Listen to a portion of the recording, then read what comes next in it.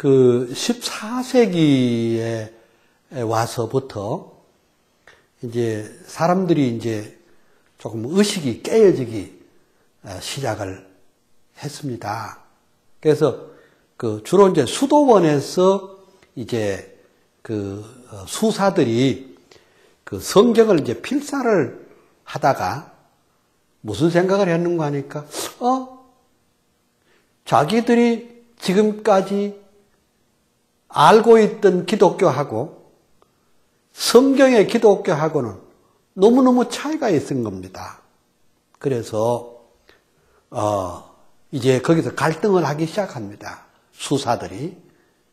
그렇지만은 그것은 찻잔의 태풍에 불과한 것이고 아무도 그 거대한 가톨릭 조직에 대해서 누가 하나 말하자면 반발할 수가 없었습니다.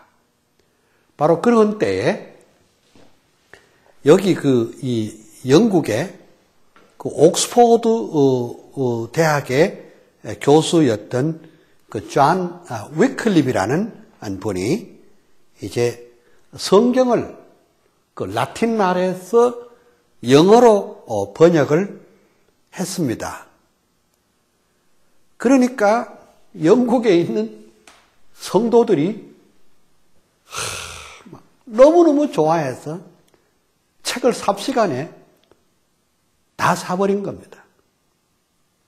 그런데 일이 이렇게 되자 영국 정부와 로마 가톨릭 당국은 비상이 걸린 겁니다. 큰일 났다. 이럴 수가 있느냐. 그래서 공권력을 동원해가지고 책을 다 거두어들이고 만인이 공개하는 광장에서 그 책을 다 불태워버렸습니다. 무슨 뜻입니까? 앞으로 성경을 보는 사람은 그냥 두지 않겠다.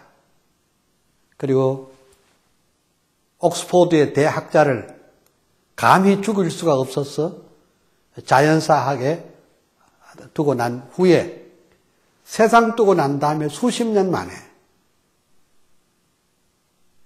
존 위클립의 지체를 파내가지고 다시 한번 화장을 하고 그 뼈를 갈아서 데임스 강에 띄워버렸습니다.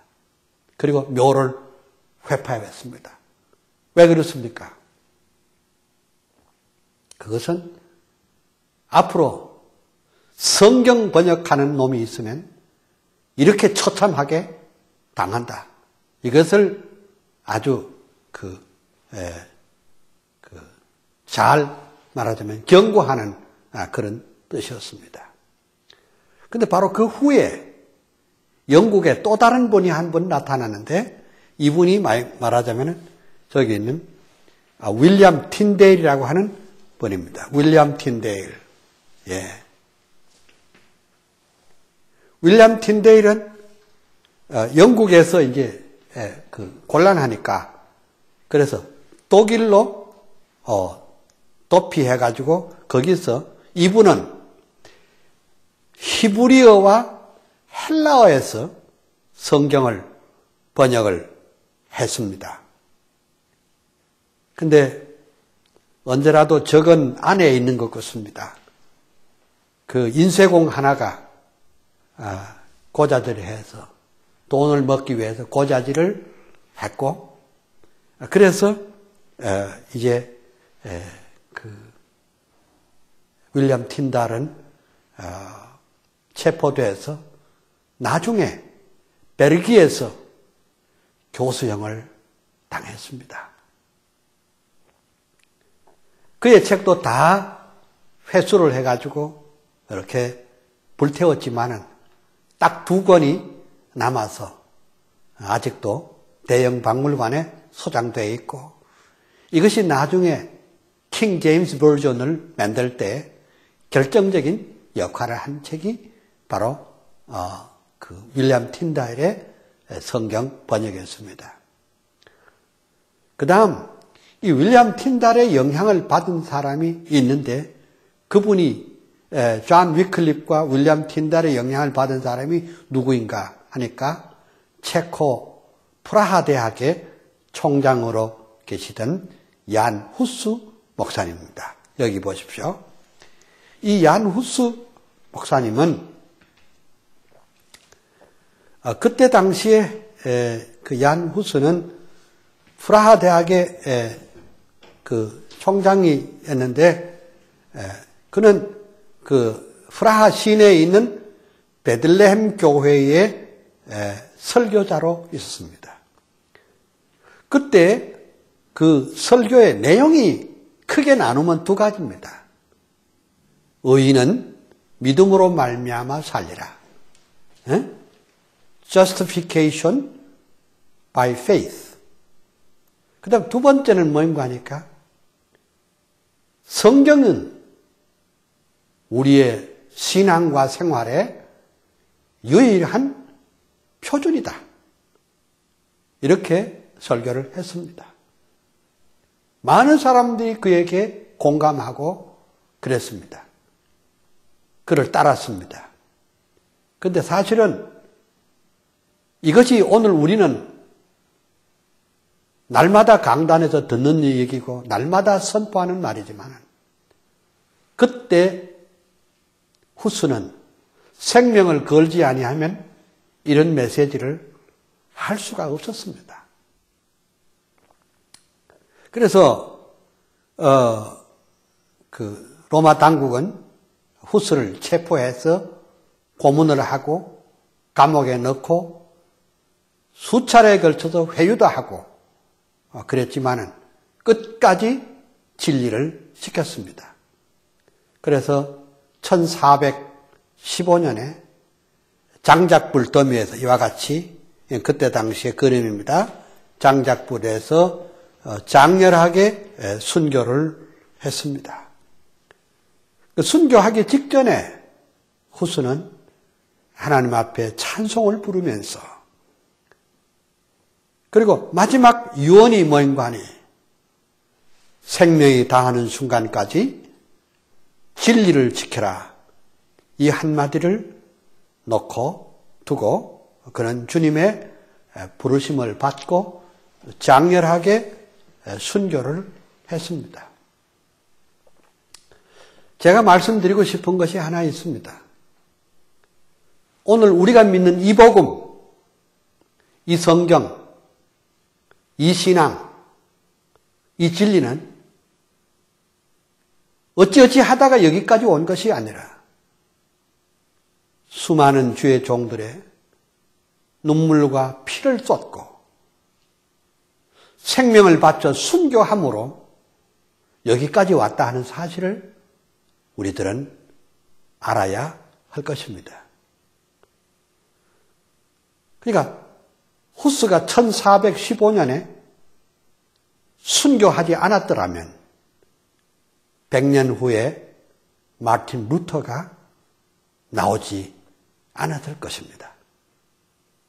그래서 그 루터의 박물관에 가보면 나는 후스에게 빚진 것이 많다. 그렇게 말했습니다. 후스 없었으면 루터도 없었고 루터 없었으면 칼빈도 없었을 터이죠. 그러면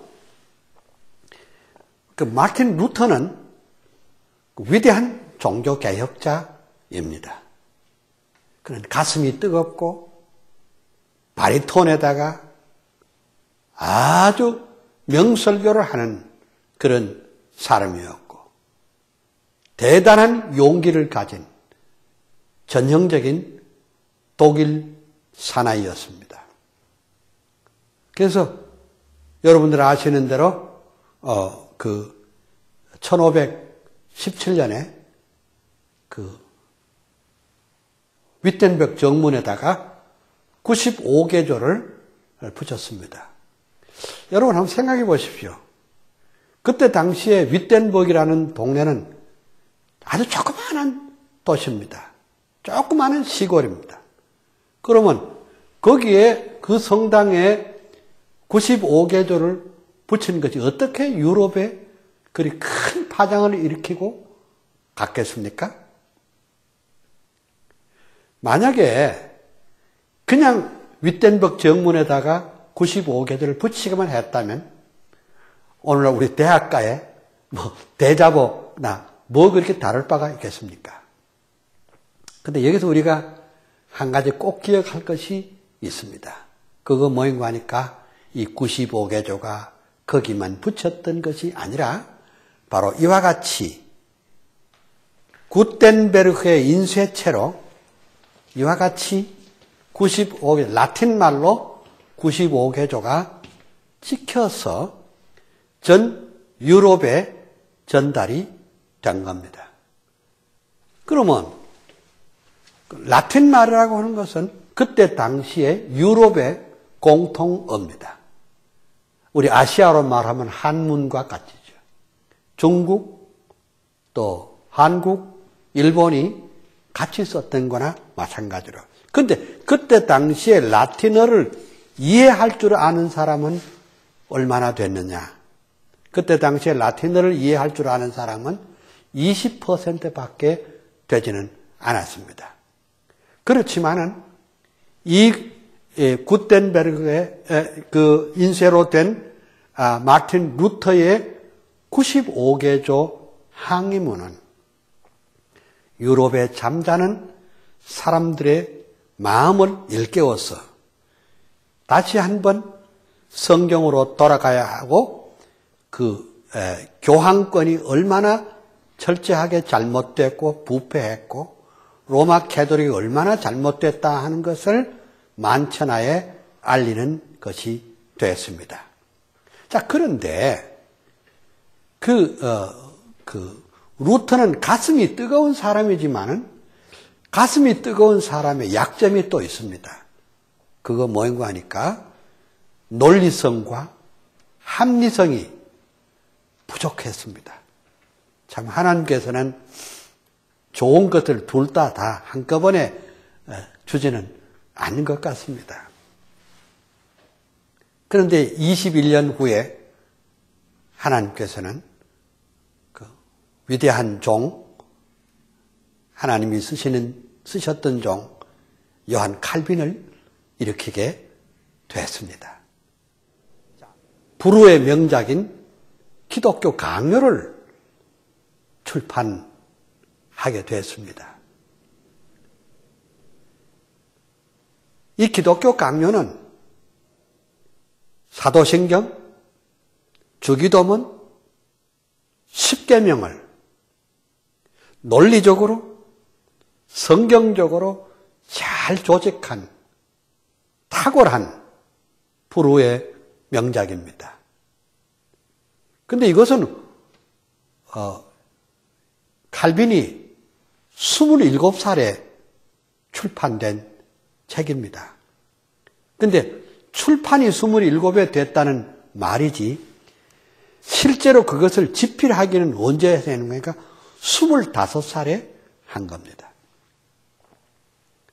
그러면 요즘 우리 한국의 아이들은 25 되면 아직도 엄마 하는 그런 수준인데 어떻게 그렇게 그 위대한 작품을 쓸 수가 있었을까? 그 이유를 설명하면 이렇습니다. 칼빈은 첫째로 의학의 천재였습니다. 히브리어, 헬라어, 라틴어는 당대의 최고의 학자들 밑에서 공부를 했습니다. 그 누구도 당대 칼빈만큼 고전어에 뛰어난 학자가 없었습니다. 그래서 칼빈은 23살에 벌써 세네카의 관용론 주석을 쓸 정도로 그는 탁월한 고전의학의 천재였습니다. 그런데 사실은 칼빈은 이제 이 기독교 강요를 쓸 때는 그때 당시에 말하자면 그 쫓기는 몸이었습니다. 요즘 우리식으로 말하면 국가보안법에 걸린 겁니다. 국가보안법이 뭐냐? 로마 가톨릭을 비판하면 죽였습니다. 사형을 시키던 그런 때입니다. 그래서 칼빈이 체포령이 내려서 친구 집에서 3년 동안 숨어 살면서 이렇게 위대한 작품을 만드는데 그 어간에 교부들의 신학을 통달하고 그 어간에 하나님의 말씀을 깊이 통달했습니다. 그렇기 때문에 칼빈은 의학의 천재지요. 성경 말씀에 아주 완벽하게 연구를 했지요. 그러니까 교부신학의 아주 권위자가 됐죠. 그러니까 칼빈은 단 한 번도 로마 가톨릭과 논쟁에서 져본 일이 없었습니다. 거기 또 하나 있습니다. 그거 뭐인가 하니까 칼빈은 레토릭의 천재입니다. 레토릭이란 말은 수사학이란 말인데 말과 글을 어떻게 하면 논리적으로 합리적으로 써서 상대방을 감동시키고 감화시킬 것인가. 그러한 실력을 가졌습니다. 옛날에는 레토릭이 학문 가운데는 최고의 학문이라고 할 중요하다 이렇게 했습니다. 그래서 칼빈은 이런 그 조건을 갖춰 말하자면 칼빈은 작가의 기질이 있습니다. 작가. 그래서 그리고 이제 칼빈은 글을 쓸 때도 아주 쉽게 그리고 대중적으로 그렇게 글을 썼던 것을 볼 수가 있습니다. 잠깐 이 밑에 제가 한번 보겠습니다. 여기 이제 이것이 이제 칼빈의 기독교 강요 1536년 건데요. 여기 보면 이런 말이 있습니다. 칼빈이 기독교 강요에 대한 해설이 나오는데 라틴 말로 피에타티스 숨마라. 피에타티스 숨마라는 것은 경건의 대전이라 그런 말입니다. 하나님 앞에서 꼬람되어 하나님의 면전에서 살고 경건하게 살려는 사람은 이 책을 읽어라 그래 되어 있습니다. 그리고 이걸 보십시오. 여기 있는 이 책은 1570년대에 출판된 영어로 출판된 기독교 강요입니다. 그런데 이것은 뭐인가 하니까 이 책은 당시에 옥스포드 그리고 캠브리지 대학에 말하자면 교과서였습니다. 캠브리지와 옥스포드의 교과서로서 기독교 강요가 100년 동안 그랬습니다. 그러면 여러분 이해하실 것은 요한 칼빈의 기독교 강요는 신학하는 사람들에게만 중요했던 것이 아니고 정치, 경제, 사회, 문화, 예술 그러니까 인문과학, 사회과학, 자연과학, 예술 분야도 칼빈의 기독교 강요를 몰라가지고서는 안 됐던 것입니다. 이만큼 이것이 중요. 그리고 뿐만 아니라 칼빈의 기독교 강요를 몰라가지고서는 서양사를 이해할 수 없고 서양 정치사나 서양 경제사를 이해할 수 없다. 이렇게 볼 수가 있습니다. 그래서 이제 칼빈의 사후에 화란 말로 혹은 여러 다른 나라 말로 이렇게 번역이 돼서 엄청난 영향을 끼쳤습니다. 그리고 이제 나중에 제가 여러분들에게 구체적으로 설명을 드리기는 하겠습니다만은 칼빈은 주석가입니다. 하나님의 말씀을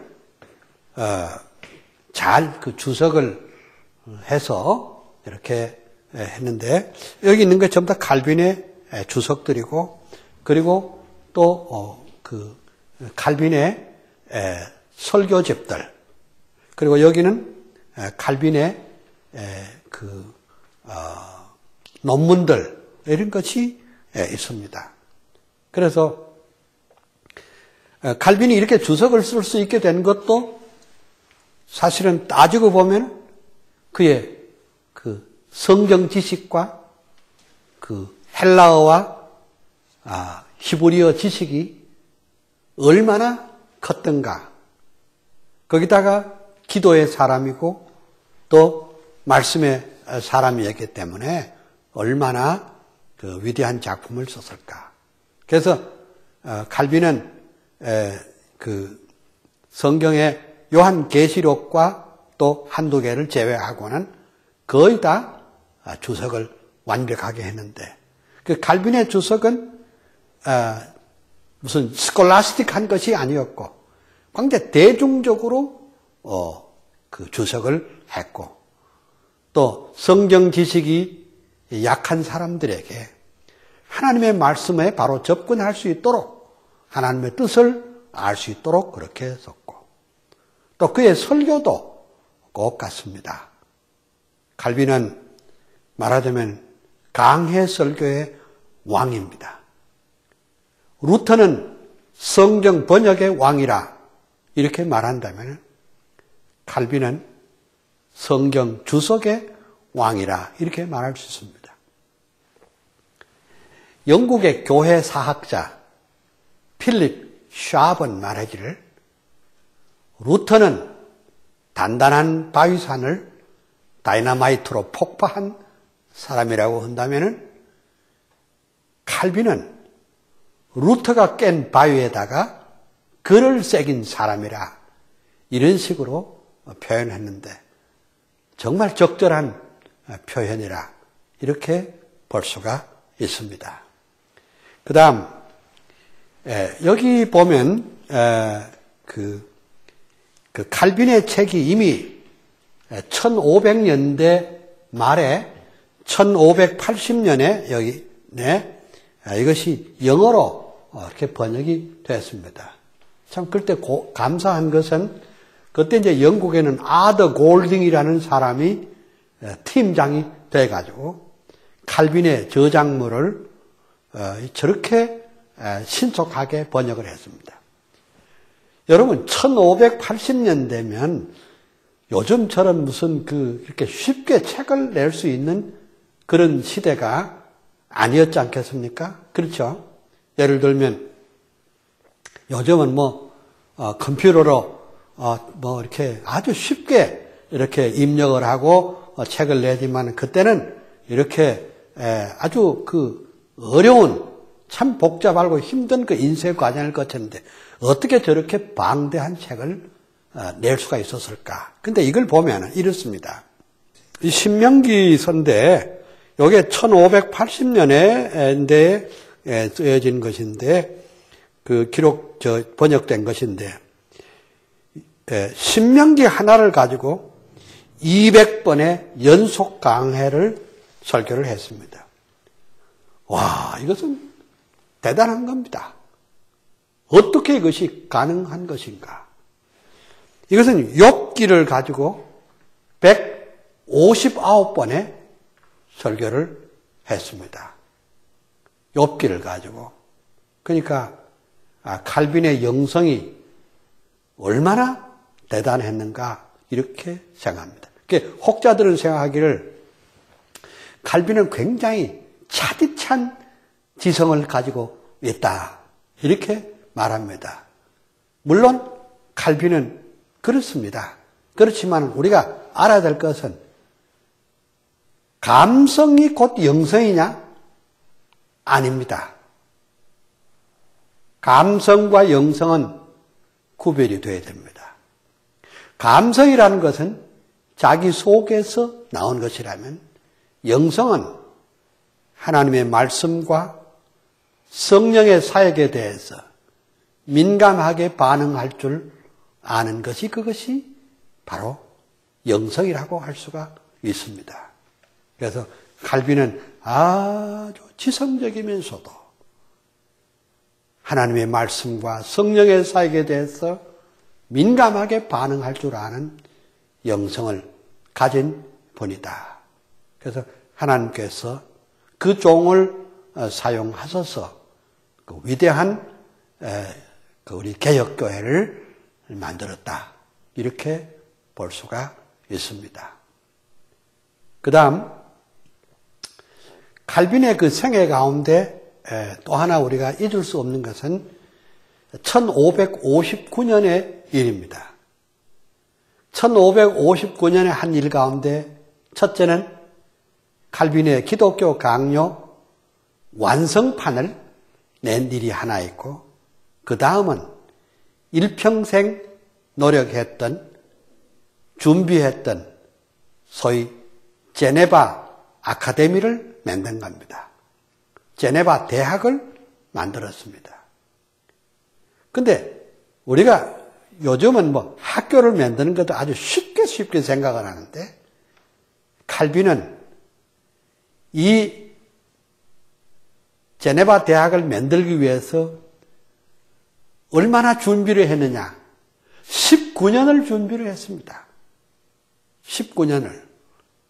어떻게 19년을 준비했느냐? 칼빈이 스트라스burg에 피난민 목회를 하고 있을 때, 그때 스트라스burg에 위대한 기독교 교육학자인 잔 스툼이라는 분을 만났어. 그 학교를 친히 신방을 하고 거기서 많은 힌트와 아이디어를 얻었습니다.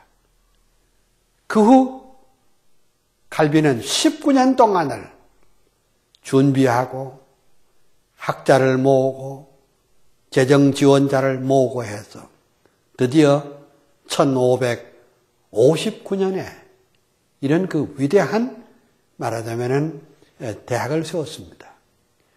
한번 생각해 보십시오. 요즘은 매스컴이 있어가 텔레비전, 컴퓨터, 신문, 라디오, 이런 온갖 매체가 있어가지고 선전을 많이 할 수도 있습니다. 그런데 그때는 신문도 없고 라디오도 없고 텔레비전도 없던 시대에 첫 번 모집하니까 161명의 학생들이 전 유럽에 왔습니다. 이 말은 무슨 말인가 하니까 칼빈이 이미 유럽의 종교개혁의 지도자로서 우뚝 섰다는 그런 뜻이었습니다. 학생들 중에는 저 멀리 스코틀랜드에서, 그리고 영국에서, 화란에서, 헝가리에서, 독일에서, 그리고 불란서에서, 그리고 스위스에서. 근데 참 흥미있는 것은 그때 제네바 아카데미에 유학을 왔던 나라들은 전부 다 개혁교회가 세워졌고, 그때 당시에 유학을 안 왔던 나라, 예를 들면 노르웨이, 스웨덴, 덴마크는 여전히 루터교회 있고, 그때 스페인, 포르투갈, 이탈리아는 유학생이 안 하는데 그는 로마 캐톨릭에 와 있습니다. 그러므로 교육이 얼마나 중요한가, 사상이 얼마나 중요한가, 신학이 얼마나 중요한가를 우리는 여기서도 볼 수 있다. 이렇게 생각이 되어집니다. 자, 그러면 그날 이제 개교하는 날 칼빈이 한 일은 무엇이었습니까? 개교하는 날 자기가 총장을 한 것이 아니라 자기보다 10살 아래인 데오도로 빼자에게 그것을 총장직을 맡겼습니다. 참 우리 한국 정서하고는 너무너무 다르죠. 당연히 무엇으로 보났다나 자기가 총장을 해야 되겠지만 데오도로 빼자에게 모든 것을 맡기고 그날 칼빈이 한 게 하나 있습니다. 첫째, 기도했습니다. 기도의 내용이 뭔가 하니까 하나님 아버지시여 이 학교가 경건과 학문이 있는 대학이 되게 하여 주시옵소서. 경건이란 말은 하나님 앞에서의 삶이고 학문이라고 하는 것은 아카데미, 즉 진실한 논리와 학문이 있는 그런 학교가 되게 하여 달라고 했습니다. 그의 기도대로 당신에는 제네바 이 대학은 옥스포드, 캠브리지나 그리고 파리 대학보다도 실력이 더 출중한 인재들이 거기서 공부를 했습니다. 여기서 또 하나 살필 수 있는 것이 무엇인가 하니까 신학교만 세운 것이 아니고 그 안에는 인문과학, 사회과학을 연구하는 평신들도 동시에 양육을 했다는 사실입니다. 그러니까 오늘날 특별히 우리 한국 사회는 목사만 많이 되려고 하는데 사실은 우리가 법학도면 법학도, 또 문학도면 문학도, 인문과학, 사회과학, 자연과학 어떤 분야에서든지 하나님의 영광과 그의 주권을 위해서 일할 수 있는 그런 인재들을 구름대처럼 많이 모으는 것이 또한 중요하다고 생각합니다. 바로 칼빈의 교육은 거기에 있었다고 볼 수가 있습니다. 그래서 여러분들이 보시는 것처럼 이 책이 바로 뭔가 하니까 데오도로 빼자가 쓴 책입니다. 데오도로 빼자는 신약학자이기 때문에